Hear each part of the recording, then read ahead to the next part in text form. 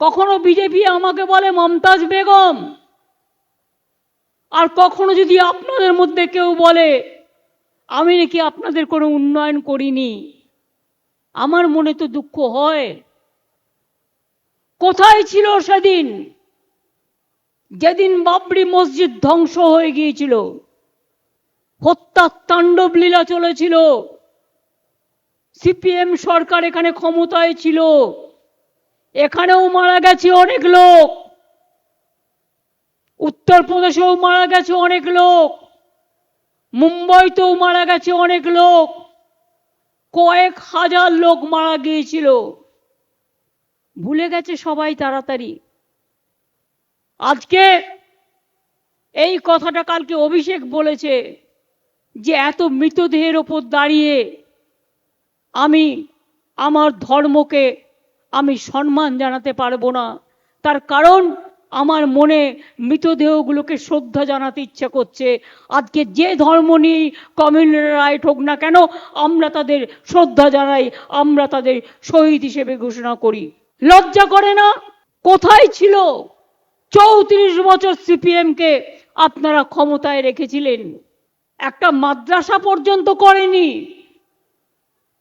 একটা burial ground পর্যন্ত করেনি, একটা শ্মশান পর্যন্ত করেনি, একটা চার্চ পর্যন্ত করেনি। কোনোদিন দুর্গাপুজো হয়ে যেত না, কারণ তারা নাকি নাস্তিক, তারা কোনো ধর্ম মানে না।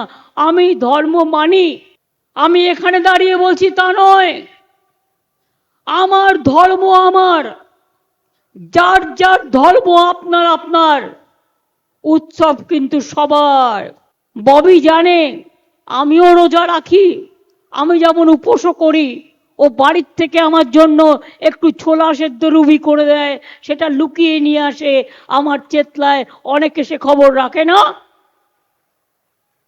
আমি গুরুদ্বারায় যাই না। আমার মতো সবচেয়ে বেশি গুরুদ্বারা কে ভিজিট করেছে? যারা দক্ষিণেশ্বরের স্কাই ওয়াককে ভেঙে দিতে বলে, তারা কোন মুখে বলতে পারেন হিন্দু ধর্মের প্রবর্তক হতে পারেন? যারা স্বামী বিবেকানন্দের বদনাম করে উনি নাকি হিন্দুই ছিলেন না, আমাকে মানতে হবে।